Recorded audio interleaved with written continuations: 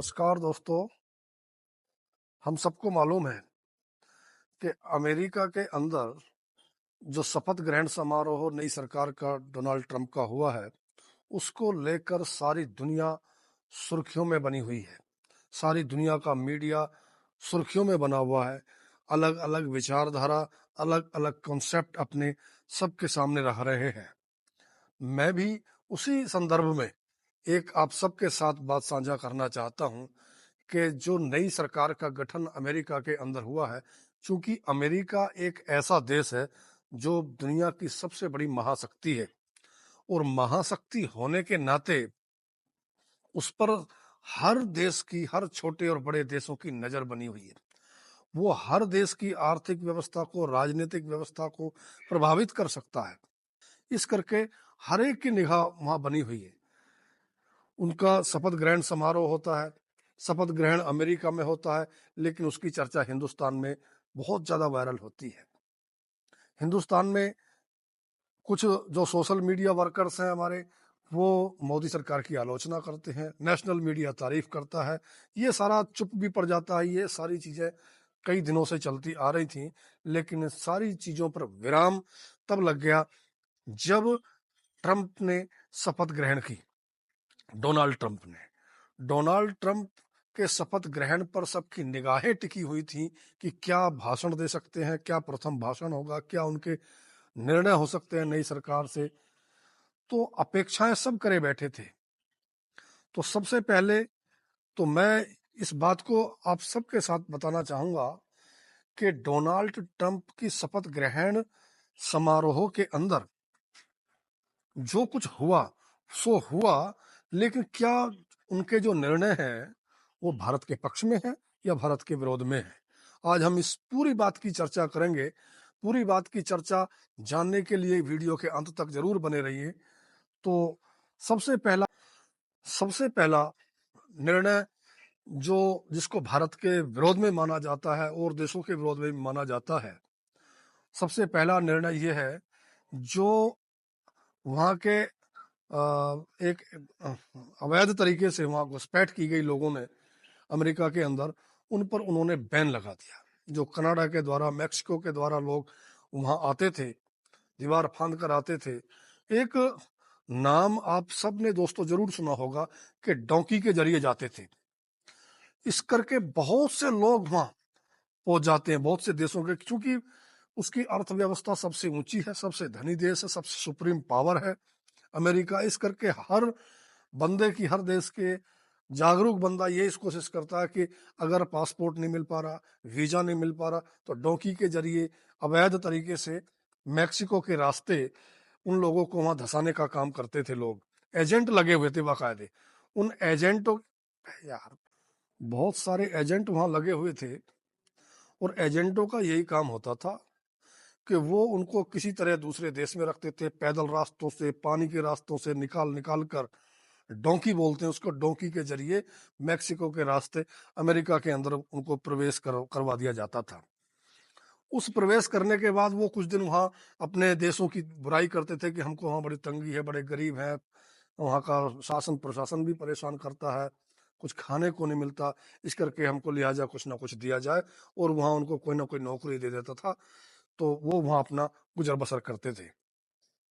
लेकिन ट्रंप के आने के बाद ही, तुरंत शपथ ग्रहण के बाद ही, पहले भाषण में सबसे पहली प्राथमिकता उन्होंने इसी चीज पर दी।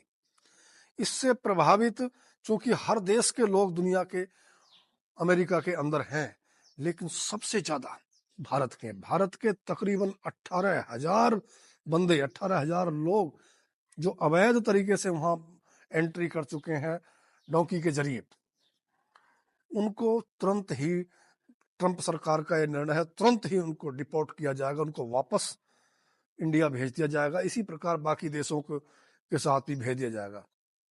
अब इस बात का जब कुछ सोशल मीडिया वर्कर्स को, जो हिंदुस्तान की सरकार की आलोचना करते हैं, उनको ये पता चला कि ये निर्णय उस तो मोदी के सरकार के खिलाफ है, अब उन्होंने इसको बड़ा हाईलाइट करना शुरू कर दिया। हाईलाइट इस करके शुरू करा, वो खुशी भी हो, इस बात से बड़े खुश थे।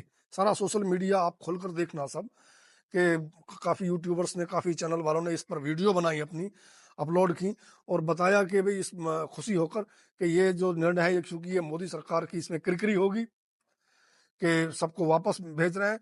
ये तो ये कैसा उनका संबंध था, वो तो मोदी मोदी जी के दोस्त थे, इस करके वो अपनी अपनी आलोचनाएं करते थे। लेकिन मेरा उनसे सवाल है कि अगर अमेरिकी सरकार, ट्रंप सरकार का, डोनाल्ड ट्रंप जी का ये निर्णय अगर सही है, उचित है, इस बात से वो खुश है, तो फिर वो इस बात से नाराज क्यों थे जब हिंदुस्तान सरकार, जब भारत की सरकार अवैध घुसपैठियों को रोकने के लिए CAA और NRC लाती थी, लाई। उस वक्त वो सारे चुप थे। उस वक्त वो हिंदुस्तान की सरकार की, भारत की सरकार की, मोदी सरकार की आलोचना करते थे। क्यों भाई? ये दोहरा चरित्र तो अच्छा नहीं लगता ना। हमारा पक्ष तो एक ही होना चाहिए। अगर उस चीज को अमेरिका लाता है तो सारे खुश होते हैं, क्योंकि वो ऐसा लगता है कि उससे मोदी की किरकिरी होती है। और उसी चीज को पहले, चूंकि वो ऐसे मान सकते हैं कि वो नकल कर रहे हैं, क्योंकि NRC वो इस अवैध घुसपैठ के लिए भारत सरकार ला चुकी है, CAA, उस पर वो लोग सरकार की आलोचना करते थे। तो ये दोहरा चरित्र, दोहरा रवैया, तो जहां तक मैं समझता हूं ये ठीक नहीं है, चाहे सोशल मीडिया हो, चाहे नेशनल मीडिया हो। दूसरा, नेशनल मीडिया चुप था इस बात पर, और जो सोशल मीडिया वर्कर्स थे, जो सरकार के, मोदी सरकार के आलोचक हैं, उन्होंने ये काफी दिन से ये बड़ी जबरदस्त तरीके से ये चीज वायरल की, कई बार बड़ी वीडियो बनाई कि भाई देखो, कभी ट्रंप के गले हाथ डालते थे, गले में हाथ दोनों एक दूसरे के डाले होते थे, बड़ी अच्छी मित्रता थी पहली सरकार में ट्रंप की मोदी जी से। वो मित्रता कहाँ गई? कभी कभी ट्रंप को कहते थे अब की बार ट्रंप सरकार मोदी जी, और मोदी जी की इतनी किरकिरी हो गई कि शपथ ग्रहण समारोह के अंदर सारी राष्ट्राध्यक्षों को बुलाया, शी जिनपिंग को बुला लिया, लेकिन मोदी जी को भूल गए। ये सब क्या है? वो कहते हैं इससे मोदी सरकार की बड़ी किरकिरी हुई है, मोदी को बात कमजोर हो गई। असल में था ये, मैं आपका ध्यान थोड़ा सा आकर्षित करना चाहता हूं। अभी जो विगत जो चुनाव अमेरिका के अंदर हुआ है, जो ट्रंप की वहाँ विपक्ष की नेता है, वो भारतीय मूल की है, कमला हैरिस। कमला हैरिस नाराज ना हो, कमला हैरिस चूंकि भारतीय मूल की थी, इस करके मोदी ने अपनी साइलेंट नीति अपनाई, और मोदी ने वहां जाकर ना तो कमला हैरिस का समर्थन किया और ना ही ट्रंप का समर्थन किया। असल तो थी ये। लेकिन जब मोदी जी को नहीं बुलाया और उनके स्थान पर उन्होंने इनवाइट किया जयशंकर जी को, जयशंकर जो विदेश मंत्री हैं, उनको व्यक्तिगत रूप से इनवाइट नहीं किया, बल्कि एक भारत को इनवाइट किया कि भारत अपना कोई प्रतिनिधि भेज सकता है, या भारत कोई भी किसी को भेज सकता है। तो भारत ने, मोदी सरकार ने अपना प्रतिनिधि के रूप में जो वहाँ के अपने विदेश मंत्री हैं एस जयशंकर जी को वहाँ अमेरिका के अंदर भेज दिया।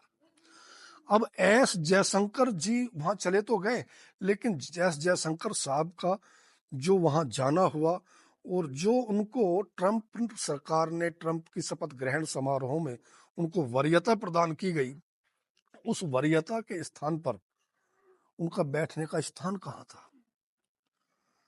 चूंकि कमला हैरिस को यह जगह मिल रही थी कि कमला हैरिस कहीं ऐसा ना हो, चूंकि वो भारतीय मूल की हैं और विपक्ष को ये कोई मुद्दा ना मिल पाए, इस करके ट्रंप सरकार ने बड़ी कूटनीति के तहत अंत समय के अंदर ये निर्णय लिया, भारत का जो भी प्रतिनिधि यहाँ होगा, यहाँ आया होगा, चाहे वो एस जयशंकर हो, चाहे मोदी जी हो, चाहे कोई और भी हो, वो सारे का सारा वो अगली जो फ्रंट सीट थी, फ्रंट सीट पर उनको बैठाया गया और उनका पूरा इस्तकबाल, खैर मकदम, स्वागत, वेलकम उनका किया गया, एस जयशंकर जी का। अब जब ये चीज सबने देखी वहां, और सबने एस जयशंकर जी को ट्रंप के बिल्कुल फ्रंट लाइन पर, सबसे अगली लाइन पर देखा, तो नेशनल मीडिया को, जो काफी दिन से चुप थी इस बात पर कि मोदी जी को नहीं बुलाया गया, इस बात पर उनको बात करने में, उनको बताने में ये जगह मिल जाती है कि देखो, भले से ही चाहे उनको नहीं बुलाया गया, लेकिन भारत की जो प्रतिनिधित्व कर रहे हैं एस जयशंकर जी, एस जयशंकर जी को वहाँ बाकायदे सम्मान दिया गया और सबसे आगे बैठाया गया, जबकि बाकी को पीछे बैठाया गया। अब ये सारा क्रम नेशनल मीडिया और जो उनके आलोचक हैं उनके बीच में ये चला आ रहा है कई दिन से लेकर। लेकिन क्या वास्तव में हम जो सोचते हैं कि ये कि मोदी का वो है, कोई व्यक्ति से बड़ा तो कोई व्यक्ति तो बड़ा हो नहीं सकता, हमेशा राष्ट्र प्रथम होता है, राष्ट्र बड़ा बड़ा होता है। और राष्ट्र बड़ा होने की वजह से वो व्यक्ति बड़ा नहीं है, बल्कि हमको देखना ये है कि व्यक्ति, एक मोदी जी, नरेंद्र मोदी जी एक व्यक्ति हैं, लेकिन भारत एक देश है और उस देश का प्रतिनिधित्व चाहे एक कोई अन्य व्यक्ति कर रहा, लेकिन वो भारत का सम्मान है। तो भारत का सम्मान जरूर वहां बढ़ा और भारत को अग्रिम पंक्ति में रखा गया वहां पर। लेकिन वो वहां की नीति है, क्योंकि जैसे मोदी सरकार ने जब यहाँ आई थी, मोदी का सबसे पहले स्टैंड था कि सबसे पहले नेशन फर्स्ट, इंडिया फर्स्ट। उसी प्रकार जो ट्रंप अपनी सरकार में आए, चूंकि वो बिजनेसमैन है और बिजनेस की डील के तहत उन्होंने ये अपने आप में सबने ये आकलन किया कि मैं सबसे पहले अमेरिका फर्स्ट का उन्होंने दावा किया। अमेरिकी अपने हितों को ध्यान में रखते हुए उन्होंने WHO से भी अपने हाथ खींच लिए और चीन को भी कई तरीके से उनको खींचा गया। तो कुल मिलाकर बात यह है कि अमेरिका का जो स्टैंड है, जो नई सरकार का स्टैंड है, वो किसी के पक्ष में हो या ना हो, लेकिन उससे प्रभावित सारी दुनिया के देश होंगे, क्योंकि सारी दुनिया के देशों के पास वो वर्ल्ड ट्रेड सेंटर भी वहाँ अमेरिका के अंदर है और जो उसने निर्णय लिए हैं उससे सारे प्रभावित हो सकते हैं, चाहे वो इंडिया हो, चीन हो, चाहे उसके अपने आसपास के कंट्रीज हो। ये उसका एक स्टैंड है, क्योंकि पहले वो अपना बिजनेस के तरीके से अपने आप को मजबूत करना चाहते हैं ट्रंप साहब, इस करके उन्होंने ये निर्णय लिया। इसमें आलोचना समालोचना का तो कोई मतलब ही नहीं है। और जैसे जैसे समय बीतेगा, क्योंकि पहले तो कभी बिल्कुल ही विरोध होता था और आज फिर अमेरिका दोस्त है, तो ये ऐसा नहीं है कि वो किसी का दोस्त है या किसी, वो अपने हर देश को, हर राष्ट्र को अपना हित सर्वोपरि रखता है। इस करके उन्होंने ये फैसला लिए। ये ना किसी के बुराई में है और ना किसी के विरोध में है, लेकिन ये हकीकत है, ये संदेश है दुनिया को कि जैसे भारत को सबसे आगे रखा, और लगता है आने वाले समय में ट्रंप साहब भारत को भी सबसे आगे रखेंगे। मैं फिर किसी विषय के साथ मिलूंगा, तब तक के लिए नमस्कार।